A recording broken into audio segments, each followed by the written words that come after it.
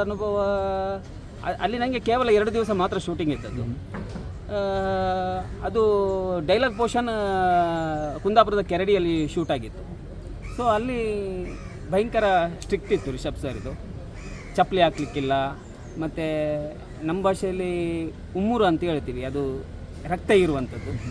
ಕನ್ನಡದಲ್ಲಿ ಜಿಗಣೆ ಅಂತ ಹೇಳಿದೆ. ಹೌದು. ಸೊ ಅದೆಲ್ಲ ಇತ್ತು.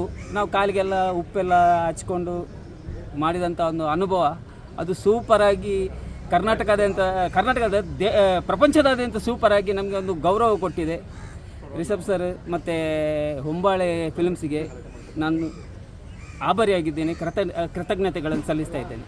ಏನು ಗೊತ್ತಿಲ್ಲ. ಸೊ ನನಗೆ ರಿಷಬ್ ಸರ್ ಸಿನಿಮಾದಲ್ಲಿ ಅವಕಾಶ ಇದೆ ಅಂತ ಹೇಳುವಾಗ ನಾನೇ ನಂಬಲಿಲ್ಲ. ಸುಮ್ಮನೆ ತಮಾಷೆ ಮಾಡಬೇಡಿ ಅಂತ ಹೇಳಿದೆ.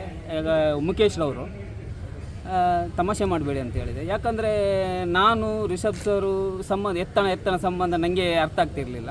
ನಂತರ ನೀವೇ ಮಾಡಬೇಕಂತ ಹೇಳಿ ಇವರು ನಂದು ಫೋಟೋಸು ಮತ್ತು ವೀಡಿಯೋಸ್ ಎಲ್ಲ ಮಾಡಿಬಿಟ್ಟು ನಿರ್ದೇಶನ ತಂಡದಕ್ಕೆ ಕಳಿಸಿದ್ರು. ನಿರ್ದೇಶನ ತಂಡದಿಂದ ನನಗೂ ಕರೆ ಬಂತು, ಮೀಸೆ ಎಲ್ಲ ತೆಗಿಬೇಕು ಅಂತ ಹೇಳಿ ತೆಗೆದೆ, ಫೋಟೋ ಕಳಿಸಿದೆ. ಮತ್ತು ನಡೆದದ್ದು ದೇವರ ಇಚ್ಛೆ ಹೇಳಲಿಕ್ಕಾಗೋದಿಲ್ಲ.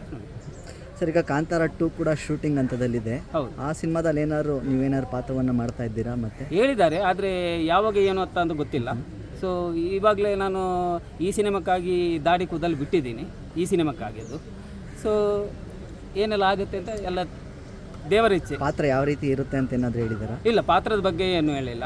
ಕರೆದಿದ್ದಾರೆ, ಪಾತ್ರ ಇದೆ ಅಂತ ಹೇಳಿದ್ದಾರೆ, ಬೇರೆ ವಿಷಯ ಗೊತ್ತಿಲ್ಲ. ಅಥವಾ ಬಹುಶಃ ಅದೇ ಒಂದು ಪಾತ್ರ ಮತ್ತೆ ಪಾರ್ಟ್ 2 ಅಲ್ಲಿ ಏನಾದ್ರು ಕಂಟಿನ್ಯೂ ಆಗ್ಬೋದಾ ಅಂತ ಗೊತ್ತಿಲ್ಲ. ಅದರ ಬಗ್ಗೆ ನನಗೆ ಏನು ವಿಷಯವೇ ಗೊತ್ತಿಲ್ಲ. ನೀವು ಮಾಡ್ತಾ ಇದ್ದೀರಿ ಅಂತ ಹೇಳಿದ್ದಾರೆ ನಿರ್ದೇಶಕರು, ರಿಷಬ್ ಸರ್ ಹೇಳಿದ್ದಾರೆ, ಬಟ್ ಬೇರೆ ಏನು ಹೇಳಲಿಲ್ಲ. ಮತ್ತು ನೀವು ಹೇಳಿದಾಗೆ ಅದು ರಿಷಬ್ ಸರು ಹೇಳಿದ್ದಾರೆ, ಏನು ನೀವು ಕಾಂತಾರ ನೋಡಿದ್ದೀರಾ, ಈಗ ಬರುವಂಥ ಕಾಂತಾರ ಕೂಡ ಸಾಮ್ಯತೆ ಇಲ್ಲ ಅಂತ ಅವರೇ ಹೇಳಿದ್ದಾರೆ. ಸೊ ಬೇರೆ ಪಾತ್ರ ಇರ್ಬೋದೇನೋ ಗೊತ್ತಿಲ್ಲ.